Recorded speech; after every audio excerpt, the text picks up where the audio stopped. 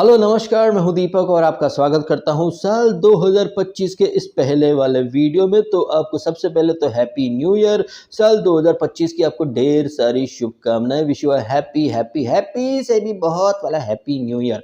अब बात करते हैं कल रात के एपिसोड की। तो कल रात का एपिसोड ऐसे देखा जाए तो प्रोमो तो बड़े अफलातूनी दिखाए गए थे कि भैया करण और रजत के बीच में अगली फाइट हुई है, भयंकर बवाल हुआ है। कुछ खबरी लोगों ने और जो लोग बिग बॉस के रिव्यू वगैरह भी करते हैं उन लोगों ने ऐसे अफलातूनी मतलब नैरेटिव बनाए कि बाप रे फिजिकल फाइट हो गई है, ये है वो है। लेकिन अल्टीमेटली आपको एपिसोड में क्या देखने को मिला? खोदा पहाड़ और निकली चूहिया वाला सीन आपको देखने को मिल गया। कुछ 15-20 मिनट के आसपास का ही आपको इंटरेस्टिंग सेगमेंट दिखाया गया।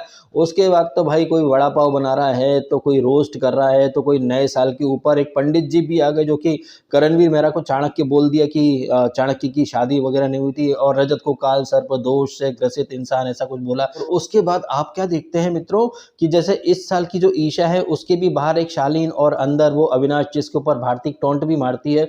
उसी तरह से पिछले सीजन में जो ईशा मालवीय थी उसके चोमू और चिंटू नाम के दो आशिक यहाँ पर वड़ा पाव बनाने आए। हालांकि बिग बॉस 18 के घर में आकर वड़ा पाव बनाने से पहले ये लोग बिग बॉस 17 के घर में आकर पब्लिक को कहकर चूतिया बना चुके हैं, fake love drama, fake love story दिखा करके। अब बात करते हैं कंगूबाई की डिक्टेटरशिप। मतलब कैसे, मतलब नेक्स्ट लेवल से कंगूबाई की पिक्चर को प्रमोट करने के लिए बिग बॉस ने कैसे आनन फानन में एक टास्क रखी, फिर उस टास्क को बीच में ही खत्म कर दिया। ना ही हमें वो पूरी टास्क दिखाई, ना ही बाकी के जो और कंटेस्टेंट जैसे कि विविन वगैरह भी डॉक्टर बन करके गए होंगे, उन्होंने किसका ट्रीटमेंट करा किसका नहीं करा। मतलब इस टास्क को आपने रखा ही क्यों था? क्यों रखा था? अरे भैया कंगूबाई की पिक्चर का प्रमोशन करने के लिए। उसके बाद कंगूबाई आती है और 1975 में इंदिरा गांधी ने कैसे देश के ऊपर तानाशाही थोपी थी। एक्चुअली में तानाशाही तो वो थी जो कि इंदिरा गांधी ने थोपी थी, और अपनी फिल्म के बारे में काफी सारे वो जैज वगैरह देती है। साथ ही साथ एक लीडिंग लेडी कौन है बिग बॉस के घर की? तो वो चुमको लीडिंग लेडी। और लीडिंग मैन कौन है? करणवीर मेहरा। करणवीर मेहरा को विनर के रूप में देखता है अविनाश मिश्रा, लेकिन अविनाश मिश्रा बैठता किसके साथ है? विविन के साथ। वो विविन जो कि दूसरों से प्रायोरिटी और एक्सक्लूसिविटी की डिमांड करता है, उसे एक्सक्लूसिविटी बिल्कुल भी नहीं दी अविनाश ने।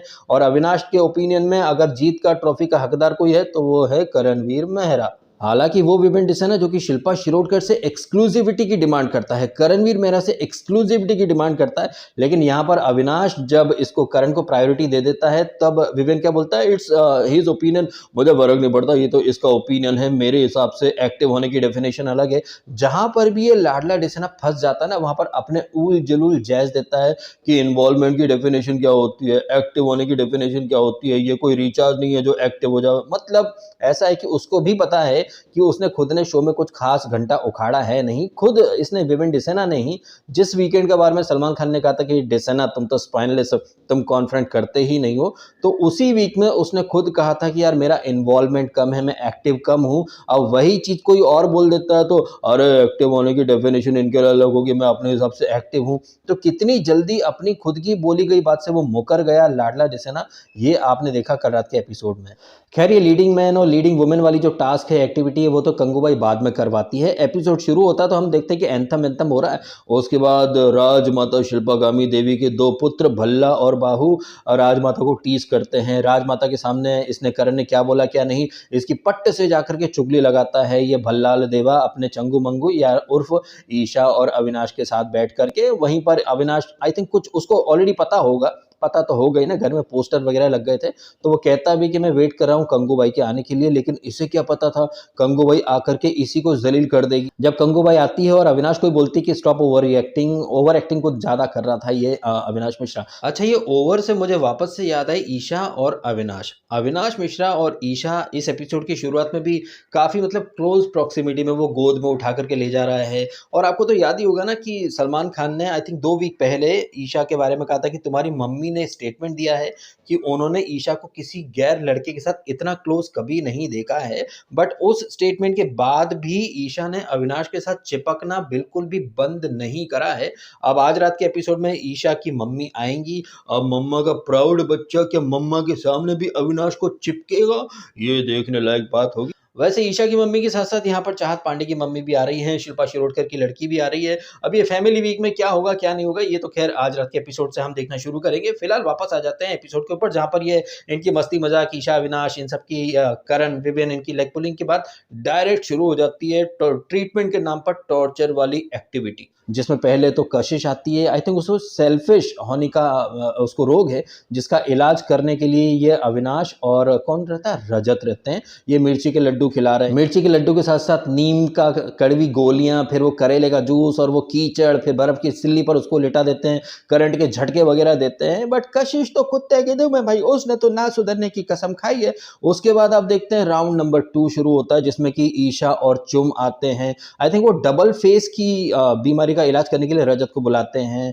रजत को कुछ वो मिर्ची के लड्डू वगैरह ये सब खिला देते हैं। वहां तक सब ठीक था। अब यहाँ तक ये टास्क काफ़ी अच्छे से चल रही थी। थर्ड वाले राउंड में लायर कौन है, इसके लिए ये करण और अविनाश जो हैं इसको रजत को बुलाते हैं। रजत की दाढ़ी कैसे ट्रिम कर दी करणवीर मेहरा ने, इस बात के ऊपर बहुत ज़्यादा प्रोमो भी कटे थे और इसी बात के ऊपर रजत जो है वो कलेश करने की शुरुआत करता है। हालांकि रजत का भी यहाँ पर दोगलापन देखने को मिला है। पहले तो वो कहता है कि भाई जो बन पड़े कर लो, दम है तो कर लो। भाई अगर आपको दाढ़ी अपनी ट्रिम नहीं करवानी है, आप क्लियर बोल दो ना कि भैया मेरी दाढ़ी को आप टच भी मत करना, बाकी जो करना है कीचड़ फेंकना हो, मिर्ची खिलानी हो, वो मैं खा लूंगा। रजत खुद भी यहाँ पर क्लियरली इंस्ट्रक्शन नहीं देता कि दाढ़ी को मत छूना, वो ये बोलता है कि बन पड़े तो कर लो, बन पड़े तो कर लो, बन पड़े तो कर लो। अब यहाँ पर करण से जो बन पड़ा उसने कर लिया, बट जिस तरीके से करण ने इसकी दाढ़ी यहाँ पर ट्रिम करी, क्या करण खुद तैयार था कि जब वहां से आएगा पलट के तो वो दुगनी रफ्तार में आएगा? क्योंकि रजत की जो पर्सनैलिटी है, इस पर्सनैलिटी से कहीं ना कहीं हम रिलेट कर सकते हैं कि हम ईंट का जवाब पत्थर से नहीं, थौर के हथौड़े से देना प्रेफर करते हैं। और वही चीज़ रजत ने बोली कि भाई मैं आगे बढ़ के छेड़ता हूँ नहीं, बट अगर आपने छेड़ दिया है तो मैं आपको छोड़ूंगा नहीं। तो करण, जिसको कि ऑलरेडी पता है कि ताकत के मामले में तो रजत उससे कई गुना ज़्यादा महाबली है, महाखली है, तो ऐसे रजत को अगर आप छेड़ रहे हो तो आपको कहीं ना कहीं कमर की पेटी बांध करके तैयार रहना, ताकि हमने छेड़ा है तो ये छोड़ेगा नहीं। और यही चीज़ आप देखते हैं जब करण पेशेंट बनता है और रजत डॉक्टर बनता है, तो रजत तो भाई साहब पूरी तरह से खुन्नस निकालने वाले तेवर में था। जहां करण ने सिर्फ इतनी सी दाढ़ी उसकी ट्रिम करी, हालांकि शेप अच्छा ही दिया था, ऐसा नहीं कि पूरी तरह से उसका चेहरा क्लीन शेप कर दिया गया हो, बहुत ज्यादा मतलब कुछ उसके बाल उड़ा दिए हो, ऐसा तो कुछ नहीं था। बट रजत तो रजत है, उसने कहीं ना कहीं सारी चीजें ईगो पर ले ली थी। अब उस ईगो ट्रिप में आकर के वो कीचड़ की बाल्टी फेंक रहा है मुंह के ऊपर, करंट के झटके दे रहा है, जबकि जानता है कि इसके एक पैर में स्टील की रॉड पड़ी है, फिर भी चलो झटके वटके सब सह लेता है। करण ये भी बोलता है कि भैया जितना मैंने तेरी दाढ़ी ट्रिम करी है तू उतनी कर दे, लेकिन नहीं, यहाँ रजत तो एक अलग ही मिशन पर था कि तेरी दाढ़ी, आईब्रो, खोपड़ी सब कुछ यहाँ पर मैं उड़ा करके रख दूंगा। मेरा ये मानना है कि करण को ग्रेसफुली वहां पर बैठ जाना था कि ले भाई रजत, जो तेरे मन में आया ना तू कर ले, क्योंकि हमने देखा है बिग बॉस के पीछे के सीजन में लोगों ने पूरी खोपड़ी सफाचट करवा दी थी। आई थिंक वो लव त्यागी नाम था उसका, क्या था, या फिर वो प्रियंक था, या फिर वो जेनुन ठाकुर ने भी अपने सीजन में उस तरह से पूरी खोपड़ी के बाल उड़ा मारे थे। तो हमने देखा है कि जब इस तरह की हरकतें होती हैं जिस कंटेस्टेंट के साथ, उस एक कंटेस्टेंट को नेक्स्ट लेवल की सिंपैथी मिलती है। तो यहाँ पर तो मेरा मानना यही है कि अगर करण एकदम से सरेंडर कर देता, देखता और दुनिया को भी दिखाता कि देखो भैया रजत किस हद तक जा सकता है, अगर रजत खुन्नस में आकर के बहुत ज़्यादा कुछ करता तो भाई वही गलत लगता और करण को नेक्स्ट लेवल की सिंपैथी मिलती, और साथ ही साथ एक स्टेटमेंट भी आता कि भैया हमने अगर तुम्हारे साथ कुछ करा तो हम में इतनी स्पोर्ट्समैन स्पिरिट है, हम ग्रेसफुली चीज़ों को लेने का दम भी रखते हैं, अगर हमने शुरू करा है तो जब हम पर आएगा तो हम उसे सहने के लिए तत्पर हैं, तैयार हैं, इस तरह का स्टेटमेंट आता। लेकिन नहीं, वहाँ पर करण भी उल्टे सीधे जैज देने लगा कि नहीं नहीं नहीं नहीं, मैं चाहत से करवाऊंगा, ये करवाऊंगा, वो करवाऊंगा। थोड़ा बहुत देखते तो सही कि रजत किस हद तक जा रहा है। और जिस तरह से कंगना रनावत ने बीच में एकदम से एंट्री मार ली, और कंगूबाई की इस एंट्री को देख करके मुझे लग रहा है कि शायद बिग बॉस, उनकी पूरी टीम भी पूरी तरह से तैयार थी कि अगर रजत जैसे ही कुछ करेगा वो पट से इस टास्क को रोक देंगे। तो आई थिंक करण थोड़ा सा वहाँ पेशेंस दिखाता, क्योंकि कुछ भी होता भाई इसी को सिंपैथी मिलती, और इसके लिए जो माहौल बना है वो और अच्छा बन सकता था और नेक्स्ट लेवल का सपोर्ट इसको मिल सकता था। बट इसके इसी दौरान आप देखते हैं कि कंगूबाई आ जाती है और जैजपंती देना शुरू कर देती है। पहले तो वो अच्छा हाँ भाई नेशनल नहीं भाई, बीबी का जो एंथम है उसको कहीं ना कहीं वो दरकिनार करके जूक बॉक्स लगा देती है, तूने होठों से लगाई तो हंगामा हो गया। अब ये जो एंथम चेंज करा है कंगना रनावत ने, इससे कंटेस्टेंट का तो पता नहीं, लेकिन हम ऑडियंस को कहीं न कहीं एक अच्छी चीज़ मिल गई है, क्योंकि वो सड़ेला थकेला एंथम सुनने का हमारा मन तो बिल्कुल नहीं करता। वैसे एंथम से मुझे याद है कि जब ये एंथम बजता है रोज़, तो आप देखते हैं कि करण अपने अलग ही मस्ती में एकदम ज़बरदस्त एनर्जी के साथ मॉर्निंग शुरू करता है डांस-वांस के साथ।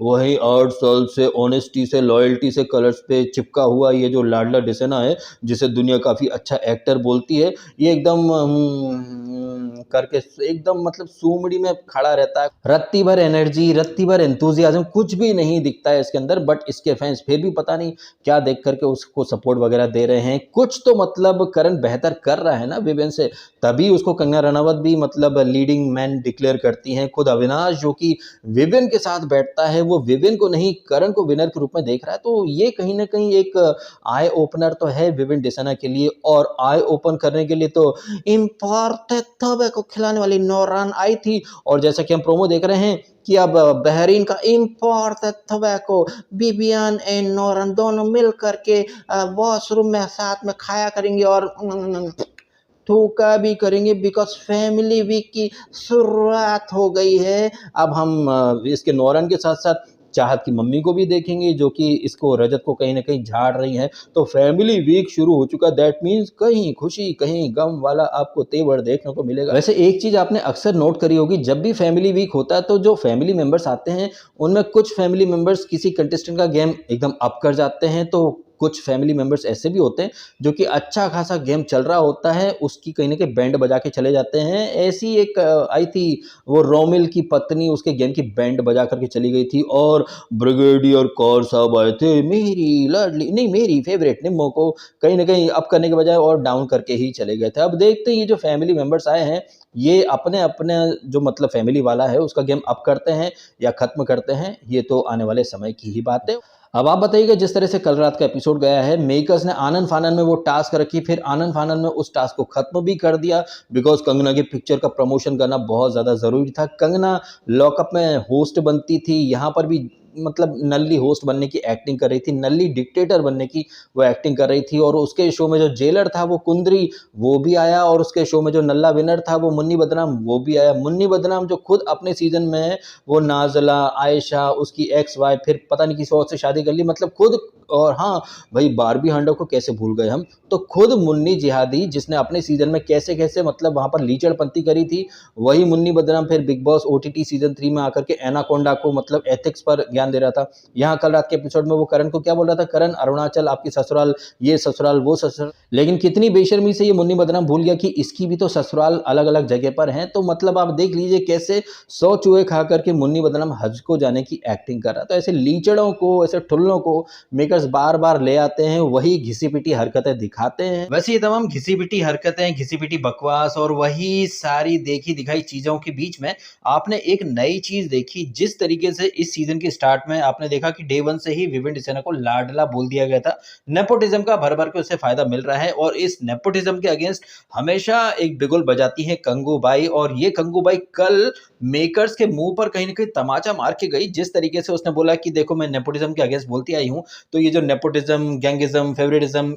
लाडला लाडली, ये कुछ नहीं होना चाहिए। और भारती वहां बोलती है कि भाई ये बात सुनकर के अगर किसी का गला सूख गया हो, और कैमरा पट से पैन करता है लाडले डिसेना की तरफ, जिसे कि करण भी कहीं ना कहीं एक मतलब तिरछी निगाह से देखने की कोशिश करता है। तो मतलब यहाँ पर एक चीज तो कहीं ना कहीं इस्टेब्लिश हो रही है, जिस तरीके से कल वो लीडिंग मैन वाली टास्क में ये विवेन डिसेना हार जाता है करण से, अविनाश खुद विवेन की जगह करण को विनर के रूप में देखता है। कंगना ने अविनाश को तो बोला ही कि ओवर एक्टिंग मत करो, लेकिन वो इसको विवेन को भी बोलती है बड़ बड़ इरिटेटिंग टाइप का।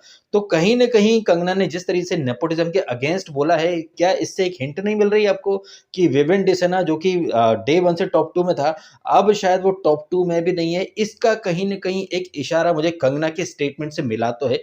आपको क्या लगा इस स्टेटमेंट के बारे में, आप भी कमेंट करके अवश्य बताइएगा। चलिए इन्हीं बातों के साथ वीडियो खत्म कर देते हैं। आप कमेंट कीजिएगा आपके ओपिनियन। आपने समय निकाला, वीडियो देखा, आपका बहुत बहुत धन्यवाद। Thank you so much.